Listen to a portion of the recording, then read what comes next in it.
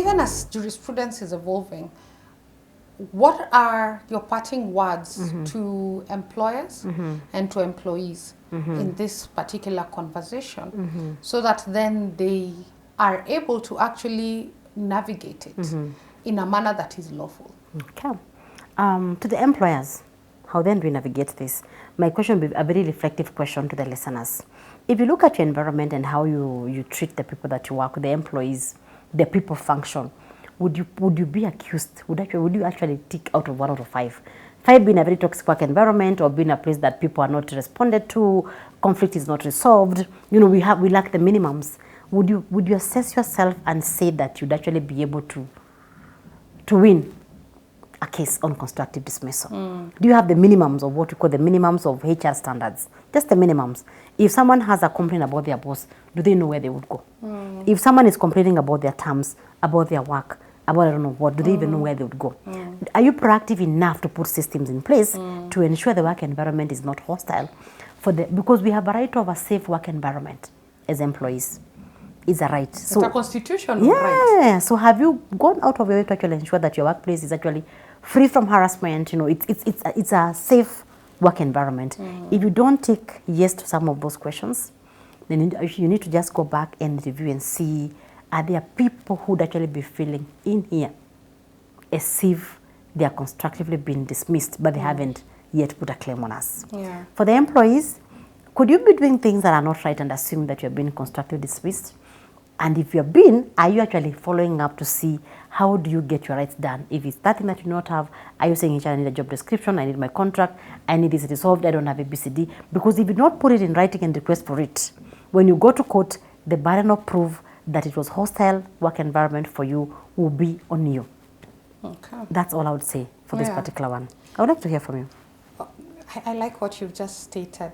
And I imagine that anyone listening to us may potentially be in one of two positions. They're listening to us and saying, oh my goodness, if I'm to do something now, what should I do? And there's someone who's saying, oh my gosh, I am in such a situation, what do I do? So I'll start with a organization that is saying, I do not want to find myself in such a situation. Proactivity. Have a grievance mechanism policy that actually allows employees to know that there's a structure within which they can raise complaints. If you do remember in our earlier episode, we stated that if issues go unaddressed, it can easily be labeled as constructive dismissal. Not because you do not want to solve them, but because even the employee doesn't know where to go and who to go to. Yeah. And similarly, you also may not know how am I supposed to solve this. Yeah. So create structures and policies that allow your organization to actually resolve grievance issues, complaints in a very structured manner, that even if you went to court, you could actually raise it as a defense. To the employer and organization that is going through a claim on constructive dismissal, it has been brought to your desk, I would say proactively demonstrate that you are objectively solving it through documentation. If there's need to call an investigator on that issue, then bring that investigator who's an external party.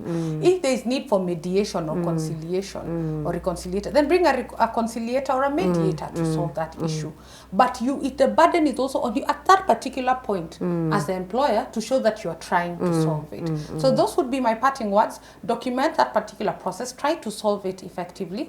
If you're not yet there, then create policies around it, and that would actually help that particular situation. Maybe I could just add something. Yes. On the policy for grievances, it's very important to actually put timelines. That if you get a grievance, within 5 days, it is taken to this. Yeah. If it can be resolved, it is clear to this. Have timelines. Within 7 days, we give a communication back to the employee. Just the same way you handle disciplinary process, that a show cause 5 days, like that. So even for grievance, have timelines that make you accountable. Yes. And then that forces you to actually respond.